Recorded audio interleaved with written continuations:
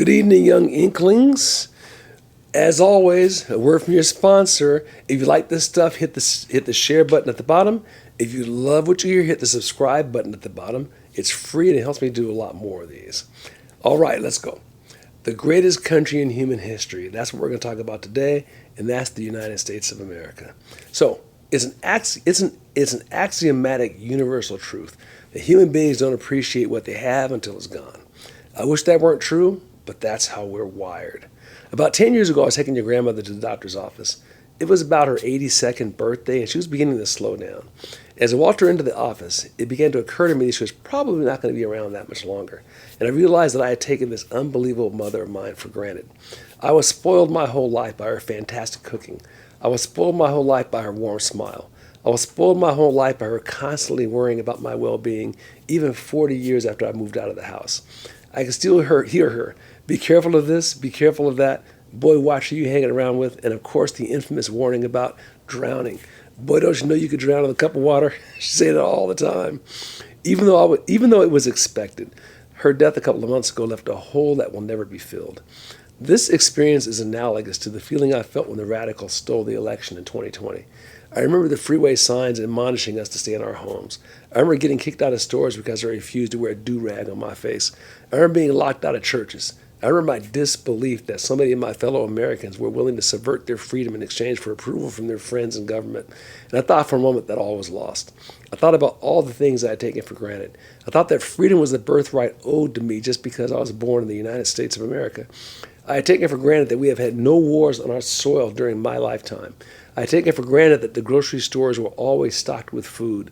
I had taken for granted that I could move about the country without permission, without some government apparatchik telling me what to do. I had taken for granted that I had freedom of speech and freedom of religion. I had taken for granted that we'd have fair elections. I had taken for granted that I lived in a society that had never allowed one person to dictate to the citizens of an entire state that they couldn't take their kids to the park or they couldn't take their kids to school.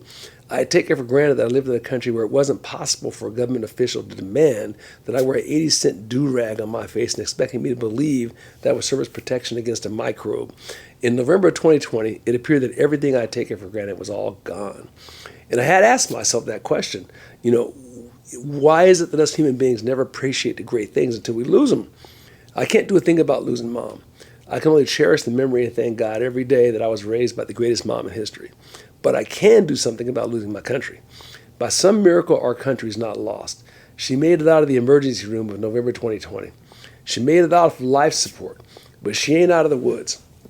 She has needed some TLC and the undivided attention from the patriots who love her. Every generation, my generation, left behind a country better than the one that we were born into. I'll be damned if that fails to happen on my watch. That's a wake-up call to you sorry-ass baby boomers. Get off the couch and fight for your progeny. Time for old dad to get into just what we're fighting for, because the boomers seem to have forgotten. It's time for old dad to remind them. What we're fighting for is the preservation of the greatest country in human history. Now, if there ever was a flat assertion, that's the flat assertion.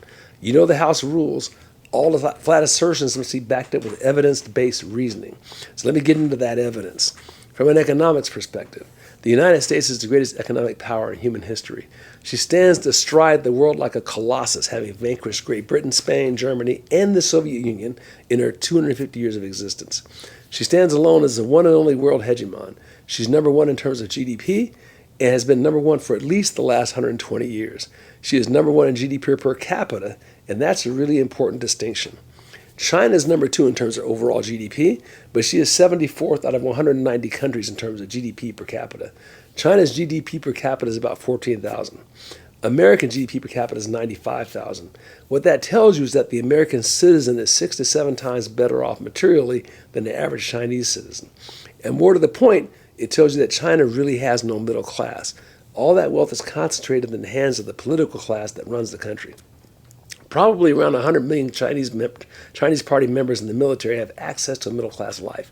The other 1.8 billion live in grinding poverty, but I digress. Back to the greatness of the United States. The United States has about 4% of the world's population, yet it produces 25% of the world's wealth. This is an absolutely astonishing accomplishment. The United States has become a $28 trillion economy in only 250 years. You really got to ask yourself this question. How did the ragtag group of pilgrims sail across the ocean in search of freedom of religion go from nearly starving to death to producing a country that would grow to be the colossus that she is today? Stand by, because you know old dad is going to get around to answering that question before this rant is over. Technology, number 2.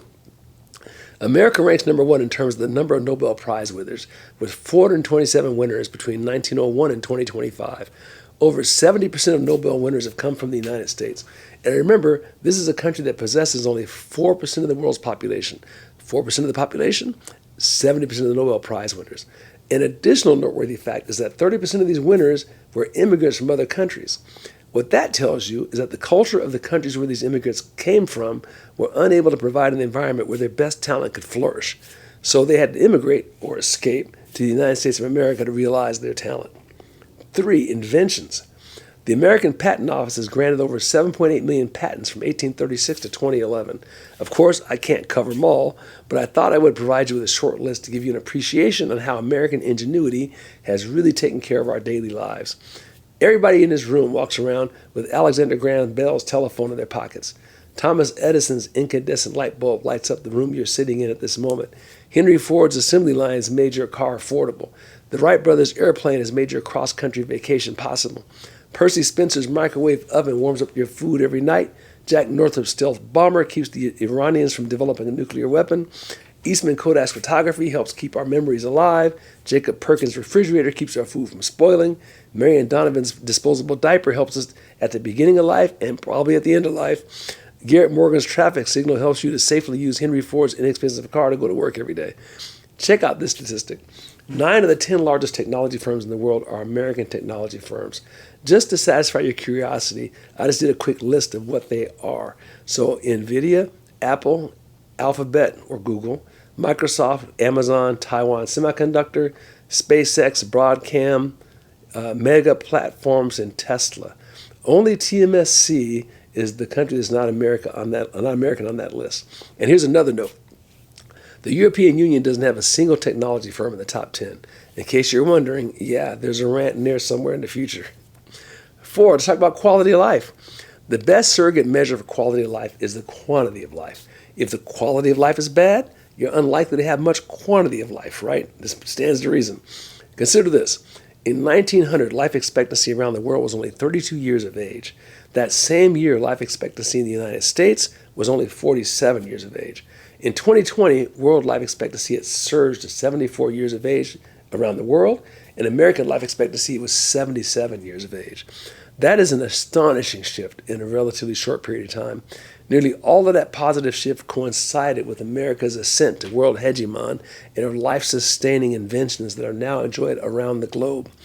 Do you remember that interview we conducted with your grandmother a few years ago when she told us about life growing up in the 1930s in Mississippi? She told you there was no indoor plumbing, that you had to pump water at the well. She told you that there was no hot water and you had to build a fire to warm the water for the bathtub. She told you that there was no electricity, you had to see by a kerosene lamp. She told you there was no washing machine or dryer, and that you took the washboard down to the river to wash the clothes. She told you there was no refrigerator, and that they had to wait for the ice truck to bring the ice once a week. And they weren't poor. They had a business. That was middle-class living in the 1930s. That's only one generation ago. The impact of American ingenuity on the quantity and quality of life has been astonishing. But let's talk about morality. This is the 5th place we'll speak to. Giving. By any measure, America is the most moral country in human history. The World Giving Index ranks America number 1. Over 70% of Americans gave something to somebody. The top 100 American charities received $66 billion in 2025. If the top American charities were a country, its total GDP would rank it 90th out of 281 countries. Wherever there's a disaster around the world, who do they call? You see American Air Force, Army, Navy, Marines, Coast Guard. You see St. Vincent de Paul, Knights of Columbus, Salvation Army, and the Red Cross. You see Doctors Without Borders, largely staffed with American citizens. Whenever there's a disaster, they don't call Ghostbusters. They call 1-800-USA. Then in terms of slave busting, if prostitution is the world's oldest profession, slavery is a close second. The second book of the Bible is the book of Exodus, and the entire book is dedicated to the escape of the Jews from slavery under the Egyptians. Slavery has existed on every continent, in every culture, in every country since the beginning of human history. The Cherokee enslaved the Creek and the Choctaw. The Ashanti, Dahomey, and Oyo all enslaved their fellow African neighbors. The Byzantines enslaved so many of the Slavic peoples that the very word slave is derived from whites enslaving other whites, in this case, the Slavic peoples. Yet if you Google the word slavery, about 95% of what you will read about is the North American slave trade. Of course, the objective is to lead you to believe that slavery is unique to the United States and unique to the enslavement of blacks. They never describe the fact that slavery has been around since Cain killed Abel. They never describe the fact that slavery was in existence long before the United States of America. And most important of all, they never discuss the fact that the only country in human history to fight a civil war to end slavery was the United States of America. They never discuss the fact that the only two countries that sent their navy to sail the seas to stop the slave trade were two Christian countries, Great Britain and the United States. They never discussed the fact that the abolitionists were Christians and that the only religion to raise a finger to stop slavery was Christianity. The religions of Shinto, Islam, Confucius, Hindu, Buddhism, they didn't do squat to stop the slave trade. In fact, slavery is still practiced in the countries where these religions are prominent, to include China, India, North Korea, Mauritania, Turkey, UAE, Afghanistan, Russia, and Kuwait, just to name a few. Now let's talk about nation building. The United States bailed out Europe not once, but twice in the 20th century. The United States literally rebuilt Europe after World War II, spending $160 billion with the Marshall Plan to get it done. Then she spent the last 80 years covering the defense nut for a continent too lazy to take care of its own defense. Folks, you can't make this up. The combined GDP of the EU now ranks as the second largest economy in the world, but America covers its defense. Unreal. The United States also bailed out Japan after World War II, spending about $18 billion in today's dollars. Not many people realize that war-torn Japan was on the brink of starvation at the end of World War II. But the United States undertook a massive food shipment program to ensure that the Japanese civilian population did not starve while she was rebuilding. As a result of the American effort to rebuild Japan, she is now the world's third or fourth largest economy by GDP. I ask you, name another country in history that's gone to war with its mortal enemies, won the war, rebuilt the countries that it defeated, and then left without demanding tribute. Rome didn't do that. Ancient Persia didn't do it. Ancient Carthage didn't do it. Alexander the Great didn't do it. France, Spain, and Great Britain didn't do that. Ancient Persia demanded earth and water. America, in fact, did the opposite. We did all of that, and then we paid tribute to Japan and Europe. We paid to cover their defense nut for 80 years. We paid in the form of running excessive trade deficits to prop up their economies at the expense of our own economy. We destroyed our own manufacturing sector while propping up their manufacturing sector. No other country in human history has ever done anything as generous with the countries that it vanquished, only the United States. Finally, there's immigration. The ultimate measuring stick regarding the quality of a country is the direction of its immigration. If people are migrating in, they're voting with their feet. If they're migrating out, they're also voting with their feet. Using that measure, the USA has led the world in immigration for the past 150 years. Since 2000, over 20 million people have immigrated into the United States that we know of. The world has spoken. They're coming to America, the greatest show on earth. Now, I've proven beyond doubt that the greatest country in human history is the United States. The obvious question to be addressed is the why question. What is the secret sauce to create such a sensational country? Imagine an NFL team that went 19-0 every year for 100 years in a row. Imagine an NFL team that was not only undefeated, not even scored upon. Every coach would want to know the secret sauce so they could replicate that performance. Let me give you the secret sauce. 3 key ingredients. Those ingredients are the following. The form of government, constitutional republic. The foundational document is the U.S. Constitution written by James Madison. The magic of the U.S. Constitution is that it recognizes original sin and the fact that man is not perfectible. It recognizes that the worst among us will seek power for the sake of lording it over the others. The founders understood Lord Acton's adage, power corrupts and absolute power corrupts absolutely. So they designed a system to disperse power and make it near impossible for any individual or group to acquire absolute power. They spread that power across 3 different branches of government, legislative, executive, and judicial. Then they further dispersed the power across the states, with each state structured with 3 different branches of government. They created the process whereby the Constitution could be amended, but only after getting the buy-in of every single other state. Brilliant.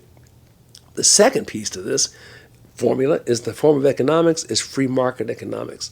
The foundational documents, The Wealth of Nations, written by John Smith, the key components are that you have a right to own property and you can benefit from your own ideas through the patent process. The key advantage that capitalism presents over all the other systems is that it is in better moral alignment with Christianity than any other system. By definition, with capitalism, the producer can only get what he wants if he helps enough other people get what they want. What could be more moral than that? The third piece, and this is a great segue, is the moral code is Judeo-Christian. The foundational document, of course, is the Bible. This is the most important of the foundational principles. Christianity rather boldly proclaims imago Dei. That is, man is made in the image of God. Religion sets the culture sets the behavior sets the results. A rather important historical individual stated it perfectly, by their fruits ye shall know them. Christianity is a religion of free will. It's not a religion of conquest. As such, it is compatible with self-governance in a way that none of the other world's religions can be. You can live in a Christian nation without being Christian. And you get to keep your head, too. Render unto Caesar the things that are Caesar's, and to God the things that are God's. What could be more compatible with self-governance than those words? So at bottom, what we're fighting for is the defense of those three principles. And the primary weapon in this fight is our ability to communicate ideas. This is why the First Amendment to the Constitution protects your right to free speech. Without free speech, you cannot reason. If you cannot reason, you cannot think. And if you cannot think, you cannot evangelize. If you cannot evangelize, anarchy, chaos, and mayhem will ensue. You cannot self-govern if you cannot communicate ideas freely. The secondary weapon in this fight is our ability to defend ourselves from the government itself.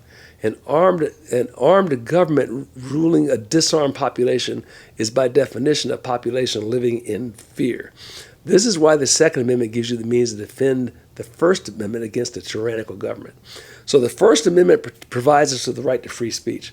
The Second Amendment provides us with the right to bear arms. But old Dad would like to modify that language a little bit. I submit to you that we don't have a duty to speak freely. We have a duty to bear arms. So we have a duty to speak freely and a duty to bear arms. It's not a right to speak freely and a right to bear arms. It's a duty to speak freely and a duty to bear arms. If you don't have a gun, get one. If you have a pistol, go get a rifle. If you have a rifle, go get a cannon. If you have a cannon, go get a grenade. The bottom line is this. The more armed we are, the less likely you are to have to need those arms. Whew, there you have it. I just provided the evidence that the United States is the greatest country in human history. I just provided the secret sauce for her greatness. Your mission, should you choose to accept it, is to quote the preamble to the U.S. Constitution, to secure the blessings of liberty to ourselves and our posterity. To secure those blessings, you must defend the three principles that I just set forth. Imago Dei, peace out. Ciao.